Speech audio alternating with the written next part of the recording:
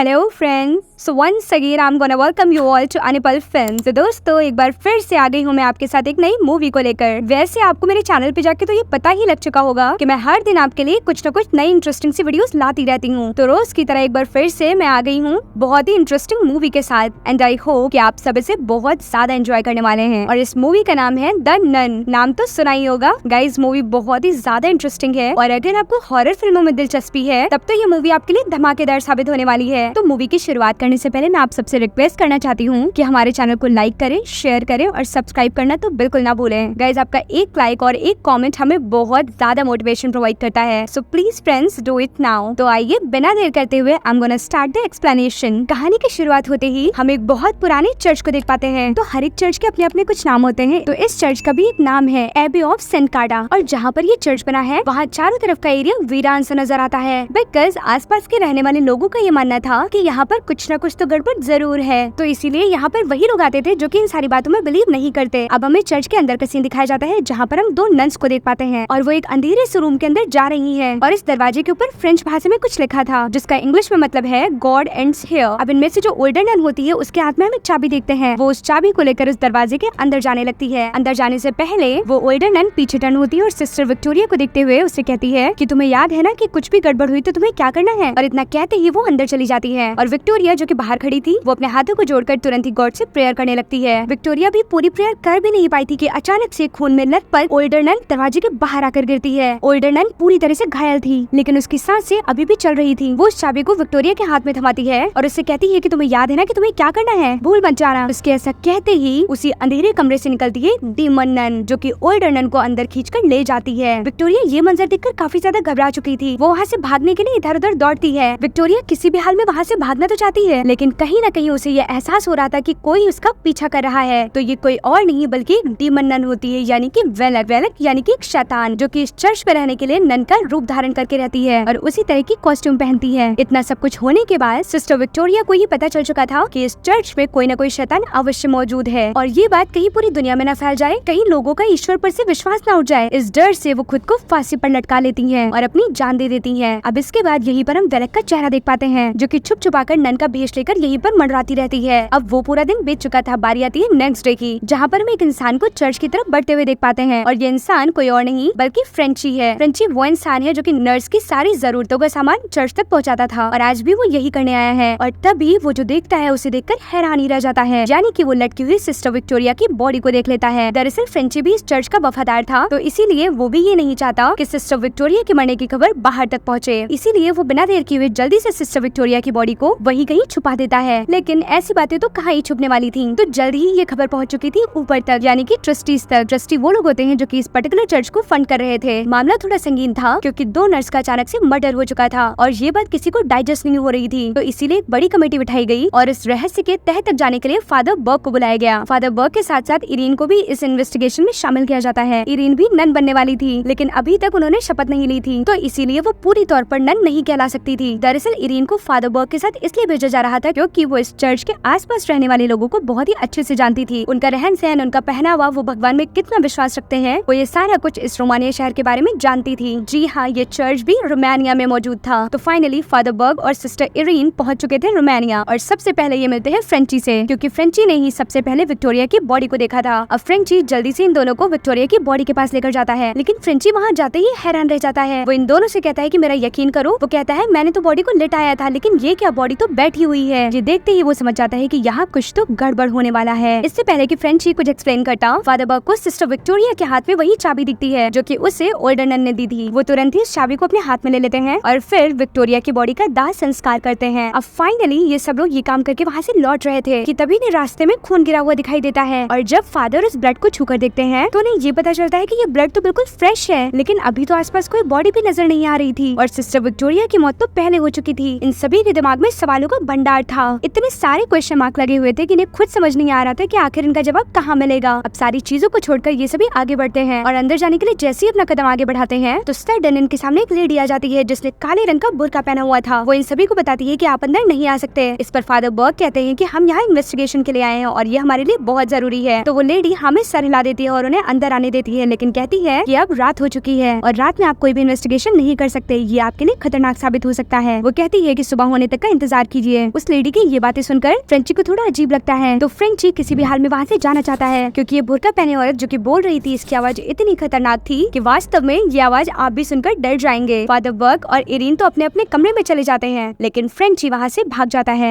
उसके हाथ में एक लालटेन होती है। जिधर से वो जा रहा था वो रास्ता जंगलों में होते हुए जाता है। वो थोड़ा ही आगे चला था कि अचानक से उसे सिस्टर विक्टोरिया दिखाई देती है, जो कि इस वक्त चल रही थी, और ऐसा देखते ही फ्रेंची की तो हालत खराब हो जाती है। उसके पसीने आ जाते हैं। इससे पहले कि वो वहाँ से मुड़कर भागता, पीछे से एक शैतान नन उस पर हमला कर देती है, लेकिन उसके गले में क्रॉस का सिंबल था। वो क्रॉस का सिंबल उसे दिखाता है और कैसे भी करके अपने आप को छुड़ा कर वहाँ से भाग निकलता है। अब सीन शिफ्ट होता है फादर बर्ग और इरीन के पास, जो कि आपस में कुछ कन्वर्सेशन कर रहे हैं, जहाँ पर हम ये जान पाते हैं कि वो अपने पास्ट लाइफ से जुड़ी कुछ बातों को शेयर कर रहे हैं। जहाँ पर इरीन फादर बर्ग से कहती है कि मुझे अक्सर बहुत से डरावने सपने आते रहते हैं, लेकिन एक सपना जो कि आज भी मुझे अचंभित करता है वो ये कि सिस्टर मैरी का चेहरा। वो बताती है कि सिस्टर मैरी उनके सपने में अक्सर आया करती हैं, और उनकी फिंगर एक और इशारा करती है, जैसे कि वो कुछ उन्हें बताना चाहती हैं। और तो और उनके सपने में ये थॉट भी आता है कि सिस्टर मैरी तुम्हें रास्ता दिखाएंगी। सिस्टर इरीन की बातें सुनकर फादर बर्ग भी अपने अंदर दबा हुआ दर्द इरीन के सामने बयां करने लगते हैं। वो उसे बताते हैं कि कुछ साल पहले मुझे एक लड़के का एग्जॉर्शन यानी कि झाड़ फूक करना था। फादर बताते हैं कि जब मैं उस काम को अंजाम दे रहा था कि तभी अचानक से बीच में कुछ ऐसा डिस्टर्बेंस होता है जिससे मेरे मंत्र गलत निकल जाते हैं, और देखते ही देखते उस लड़के की मौत हो जाती है। फादर बर्ग कहते हैं कि ये मेरे जीवन का सबसे दुखदायी दृश्य था। मुझे नहीं पता कि आखिर मुझसे ये गलती कैसे हो गई। वो कहते हैं उस लड़के की मौत हो जाने की वजह से अक्सर मुझे उस लड़के के सपने आया करते हैं। अब देखा ये जाता है कि इन दोनों ने यहाँ पे ये कॉन्वर्सेशन करके बहुत बड़ी गलती कर दी, क्योंकि इस चर्च में तो वेलेट भी मौजूद है। कहीं न कहीं आगे वो इसका फायदा जरूर उठाएगी। तभी उसी रात को फादर बर्ग को अचानक से एक म्यूजिक सुनाई देती है। वो उस म्यूजिक की आवाज सुनते सुनते जंगल में चले जाते हैं और पहुंच जाते हैं कब्र में। दरअसल यहाँ की सारी कब्र में घंटी लगाई जाती है, ताकि अंदर मौजूद व्यक्ति अगर अभी भी जिंदा है तो वो व्यक्ति अपने लिए घंटी बजाकर मदद मांग सकता है। लेकिन जब फादर बर्ग उस कब्र में पहुँचते हैं तो वहाँ चारों ओर उन्हें घंटियों की आवाज सुनाई दे रही थी, जिसके कारण वो खुद भी काफी घबरा जाते हैं। लेकिन इससे पहले कि वो वहाँ से वापस आ पाते, अचानक से उनके सामने वही लड़का आकर खड़ा हो जाता है, यानी कि वो लड़का जिसकी मौत हो चुकी थी, और वो उन पर जोरदार हमला करता है। मैंने आपसे कहा था ना कि वेलेक इसका फायदा जरूर उठाएगी, तो ऐसा ही हुआ। वेलेक ने उस लड़के का रूप अपने अंदर धारण कर लिया और वो उस लड़के के रूप में फादर को मारने आई थी। यहाँ पर फादर बर्ग और उस लड़के के बीच में कड़ी फाइटिंग चलती है, लेकिन देखते ही देखते वो शैतान फादर बर्ग पर हावी पड़ जाता है और वो उन्हें कब्र में जिंदा दफना देता है। दूसरी तरफ हम इरीन को देखते हैं, और इससे पहले कि इरीन कुछ समझ पाती, अचानक से मिरर में उसे वेलेक दिखाई देती है, जो कि इरीन पर जोरदार हमला करती है। इरीन अपनी जान बचाकर जंगल की ओर भागती है और उसे भी वहीं घंटियों की आवाज सुनाई देती है। इरीन को भी ये पता था कि यहाँ घंटियाँ क्यों लगाई जाती हैं, लेकिन उसे तो ऐसा लग रहा था कि शायद ये हवा की वजह से हिल रही हैं। लेकिन थोड़ी देर रुकने पर उसे पता चलता है कि ये सच में हिल रही हैं, और वो तुरंत ही वहाँ पर एक ग्रेव की खुदाई करना शुरू करती है, जहाँ पर उसे मिलते हैं फादर बर्ग। इरीन जल्दी से फादर बर्ग को वहाँ से निकालती है। फादर बर्ग को उसी कब्र में कुछ किताबें भी मिलती हैं। वो उन बुक्स को लेकर जल्दी से इरीन के साथ वहाँ से भाग निकलते हैं। अब दोनों फिर से एक बार चर्च में पहुंच चुके होते हैं, लेकिन फिर से इनके सामने बुर्के वाली औरत आ जाती है। वो कहती है यहाँ पर सिर्फ इरीन को एंट्री मिलेगी, तो इसीलिए फादर बर्ग वहीं बाहर खड़े होकर उनका इंतजार करते हैं और इरीन के हाथ में चाबी थमाकर उसे अंदर भेज देते हैं। वो जैसे ही अंदर पहुंचती है, इरीन क्या देखती है कि एक जगह पर बैठकर बहुत सारी नन एक साथ प्रेयर कर रही हैं, जिसे देखकर वो थोड़ा खुशी महसूस करती है। तभी उसकी मुलाकात वहाँ सिस्टर ओआना से होती है। ओआना सिस्टर इरीन से कहती है कि तुम्हारे लिए यहाँ रहना खतरे से खाली नहीं है, क्योंकि यहाँ पर काफी टाइम से बहुत अजीब अजीब चीजें हो रही हैं और दिन ब दिन लोगों की मौतें हो रही हैं। इस पर इरीन सिस्टर ओआना से पूछती है कि आखिर ऐसा क्यों है, तो ओआना कहती है कि ये सब वेलेक की वजह से हो रहा है, यानी कि शैतान। तब इरीन ओआना से पूछती है कि आखिर ये वेलेक है कौन और इसकी स्टोरी क्या है, ये यहाँ पर क्यों आई है और आखिर ये लोगों को क्यों मार रही है। तब ओआना उसे पूरी पास की कहानी बताना शुरू करती है। वो बताती है कि यहाँ पर बहुत पहले एक राजा रहा करते थे, जो कि बहुत ज्यादा पावरफुल बनना चाहते थे, तो इसीलिए उन्होंने नर्क से एक शैतान को आमंत्रण दिया। लेकिन जैसे ही राजा की इन हरकतों के बारे में गाँव वालों को ज्ञात हुआ, वो उस आत्मा को आने से रोकने के लिए चर्च में पहुँच गए और उन्होंने राजा को ऐसा करने से रोक दिया। गाँव वालों ने चर्च में पहुंचकर राजा के तंत्र मंत्र को जीसस क्राइस्ट के खून के द्वारा बीच में ही रोक दिया। चूँकि वो आत्मा बहुत ज्यादा भयानक थी, उस पवित्र खून की मदद से वो आत्मा वहाँ से तो चली गई थी, लेकिन उसी वक्त ये भविष्यवाणी हुई कि वो शैतान यानी कि वो वेलेक दोबारा जरूर आएगी। तभी वो बताती है, लेकिन कुछ ही समय पहले यहाँ पे बहुत जोर के बम धमाके हुए, जिसकी वजह से उस जगह पर क्रैक आ गया जहाँ पर उस आत्मा को कैद किया गया था, और क्रैक आने की वजह से एक बार फिर से वो आत्मा आजाद हो चुकी है। वो सभी को मारने के लिए वापस आ गई है। दूसरी तरफ हम फादर बर्ग को देखते हैं, जो कि उन्हीं किताबों में उलझे हुए हैं। वो किताबें जो उन्हें कब्र से मिली थी, उन किताबों को पढ़कर उन्हें भी उस पूरी घटना के बारे में पता चल चुका था, और वो ये भी जान चुके थे कि नर्क से आई शैतान को पवित्र खून यानी कि जीसस क्राइस्ट के खून से ही रोका जा सकता है। अब यहाँ से सीन शिफ्ट होता है फ्रेंची के पास। फ्रेंची जो कि उस दिन डरकर वहाँ से भाग गया था, वो एक बार में पहुँचता है जहाँ पर वो ड्रिंक्स पी रहा था, और इस दौरान उसकी मुलाकात वहाँ एक इंसान से होती है, और फिर इन दोनों के बीच उसी चर्च को लेकर कॉन्वर्सेशन होने लगती है, जहाँ पर वो आदमी फ्रेंची को बताता है कि अभी कुछ ही समय पहले वहाँ पर एक 12 साल की लड़की की मौत हो चुकी है। वो उसे ये भी कहता है कि वो बहुत भयावह था और उसकी ये बातें सुनकर फ्रेंची सख्ते में आ जाता है। वो समझ जाता है कि अगर जल्द से जल्द मैंने फादर बर्ग और इरीन को वहाँ से नहीं निकाला तो वो दोनों भी मारे जाएंगे। अब इधर हम फादर बर्ग को देखते हैं जो कि इतना सब कुछ जाने के बाद सिस्टर इरीन के पास अंदर जाने लगते हैं और जैसे वो एंटर करते हैं उनके सामने फिर से एक बार वही औरत आ जाती है और वो बुर्का वाली औरत फादर को रोकने की कोशिश करती है, लेकिन फादर बर्ग उसे चकमा देकर जल्दी वहाँ से अंदर चले जाते हैं और फिर उनके पीछे से वही लेडी हमला करती है। और जैसे हम उस शैतान का चेहरा देखते हैं जिसने फादर बर्ग पर हमला किया था, वो कोई और नहीं बल्कि वही ओल्ड लेडी थी जिसे हमने विक्टोरिया के साथ मूवी की शुरुआत में देखा था, जो कि अंदर चाबी लेकर उस अंधेरे कमरे में गई थी। तो अब हमें ये पता चल चुका था कि ये बूढ़ी औरत भी उस शैतान के काबू में आ चुकी है। लेकिन बड़ी मशक्कत के बाद फादर बर्ग किसी भी तरह बचते बचाते वहाँ से भाग निकलते हैं और थोड़ी देर में उन्हें आयरीन की आवाजें सुनाई देने लगती हैं। वो फादर बर्ग को मदद के लिए पुकार रही थी। फादर बर्ग उसकी मदद के लिए जैसे वहाँ पहुँचते हैं, वो भी वहाँ पहुँचने से पहले ही वेलेक यानी कि शैतान उन पर हमला कर देती है। अब ये दोनों पूरी तरह से इसकी चपेट में आ चुके थे, लेकिन तब तक वहाँ एंट्री होती है फ्रेंची की, जो कि फाइनली इन दोनों की जान बचा लेता है। आयरीन इतना ज्यादा घबरा चुकी थी कि वो उसी जगह पहुँचती है जहाँ पर सारी नन्स प्रेयर कर रही थी। वो भी वहीं बैठकर प्रार्थना करने लगती है कि तभी ड्यूरिंग द प्रेयर उसे कुछ अजीब सा महसूस होता है, उसे दर्द महसूस होता है और थोड़ी ही देर में हम उसकी पीठ पर एक अजीब सा चिन्ह पाते हैं जो कि पेंटागन का सिंबल था। और इससे पहले कि वो कुछ समझ पाती, फादर बर्ग और फ्रेंची वहाँ जाते हैं। वो उसे कहते हैं कि आखिर तुम अकेले यहाँ क्या कर रही हो। इस पर वो कहती है नहीं, मैं तो सबके साथ यहाँ प्रेयर कर रही थी। और जब वो टर्न होती है तो क्या देखती है, वहाँ पर तो कोई नन है ही नहीं। वो फादर बर्ग और फ्रेंची को पूरी कहानी बताती है, लेकिन तभी इन्हें पता चलता है कि ये नन्स ईश्वर की नहीं बल्कि शैतान की प्रार्थना कर रही थी और ये जो पेंटागन का चिन्ह उसकी पीठ पर बना है ये शैतानी चिन्ह है जो कि उन्हीं नन्स ने बनाया है। अब यहीं पर खुलासा होता है सिस्टर विक्टोरिया की मौत का, जहाँ पर हमें ये पता चलता है कि वो बूढ़ी औरत जो कि सिस्टर विक्टोरिया से कह रही थी कि तुम्हें याद है ना कि तुम्हें क्या करना है, तो वो इस बात का संकेत था कि तुम्हें अपनी जान लेनी है, वो भी उस शैतान को रोकने के लिए। तो इसीलिए विक्टोरिया अपनी जान ले लेती है ताकि वो शैतान को धरती पर आने से रोक ले। लेकिन उस शैतान की ताकत इतनी ज्यादा पावरफुल होती है कि वो ऐसा करके भी उसे नहीं रोक पाती। अब फादर बर्ग सिस्टर आयरीन से कहते हैं कि तुम्हें नन की शपथ ले लेनी चाहिए, तभी तुम ज्यादा पावरफुल हो सकती हो। पूरी तरह से नन की शपथ लेने का मतलब है कि अपने आप को पूरी तरह से भगवान को समर्पित कर देना। सिस्टर आयरीन फादर बर्ग की बात मान लेती है और वो ऐसा ही करती हैं। तो अब वो पूरी तरह से नन में बदल चुकी थी। तीनों तैयार हो चुके थे उस वेलक को खत्म करने के लिए, लेकिन उस आत्मा को मारने के लिए इन्हें जरूरत थी जीसस क्राइस्ट के ब्लड की। तो ये तीनों उस ब्लड को ढूंढने के लिए आगे बढ़ते हैं और इस दौरान इन्होंने बहुत ही मुश्किलों का सामना किया। उन पर कई बार जानलेवा हमले हुए, लेकिन फिर भी बचते बचाते ये लोग फाइनली पहुंच चुके थे एक ऐसे रूम में जहाँ पर सिस्टर मैरी मौजूद थी और उनकी उंगली एक और इशारा कर रही थी जो कि अक्सर सिस्टर आयरीन के सपने में आया करती थी। तभी आयरीन को सिस्टर मैरी का वो थॉट याद आता है कि मदर मैरी तुम्हारी मदद करेंगी। आयरीन जल्दी से उस दरवाजे की ओर भागती है जिधर मदर मैरी की फिंगर इशारा कर रही थी। वो जैसे ही दरवाजा खुलती है सामने उसे जीसस क्राइस्ट का ब्लड मिल जाता है, लेकिन इससे पहले कि ये अपना प्लान एग्जीक्यूट कर पाते वहाँ पर आ जाती है वेलक, क्योंकि वो किसी भी हाल में अपना वजूद खत्म नहीं होने देना चाहती। वो इन तीनों पर हमला करती है और इन्हें मारने की कोशिश करती है। वो इनके सपने में आने वाले अलग अलग रूपों को धारण करती है और इन्हें डराने की कोशिश करती है। वेलक जैसी फ्रेंची पर हमला करती है वो उसके शरीर पर जीसस क्राइस्ट का ब्लड गिरा देता है, जिसकी वजह से वो दूर भाग जाती है। अब वो फादर बर्ग और आयरीन को गहरे पानी में खींच कर ले जाती है जहाँ पर उन्हें डुबा कर मारने की साजिश रचती है। वेलक अपना शैतानी सांप फादर बर्ग के ऊपर फेंक देती है और वो शैतानी सांप उन्हें डुबाने लगता है और इधर वेलक खुद ही आयरीन को डुबाने की कोशिश करती है, लेकिन आयरीन बड़ी ही चालाकी से जीसस क्राइस्ट का ब्लड अपने मुंह में भर लेती है और जैसे ही वेलक उसे मारने की कोशिश करती है वो पूरा ब्लड वेलक के मुंह पर थूक देती है। आयरीन के ऐसे करते ही वेलक का वजूद खत्म होने लगता है। वो धीरे धीरे उसे पानी के थ्रू नर्क में वापस जाने लगती है। अब ये तीनों मिलकर प्रेयर करने लगते हैं ताकि पूरी तरह से उसका वजूद यहाँ पर मिटा सके और फाइनली ऐसा होता भी है। तो फाइनली वेलक अब उस चर्च को छोड़कर जा चुकी थी। अब इसके बाद हमें दिखाई जाती है एक सुंदर सी सुबह जहाँ पर ये तीनों अपने घर जाने के लिए रेडी हो रहे थे और तभी हमें फ्रेंची और आयरीन की कॉन्वर्सेशन दिखाई जाती है जहाँ पर वो फ्रेंची से उसके बारे में पूछ रही थी। लेकिन तभी हम पीछे फ्रेंची की गर्दन को देखते हैं जिसके नेक पे उल्टा क्रॉस बना हुआ था, जिसका साफ साफ ये संकेत था कि इस वेलक ने कहीं न कहीं अपना अंश फ्रेंची के अंदर छोड़ दिया है। और इसके साथ ही ये कहानी यहीं पर खत्म हो जाती है। तो फ्रेंड्स, आपको ये स्टोरी कैसी लगी हमें ये कमेंट सेक्शन में जरूर बताएं। हमारे हार्डवर्क को सपोर्ट करें। Thank you for watching the video.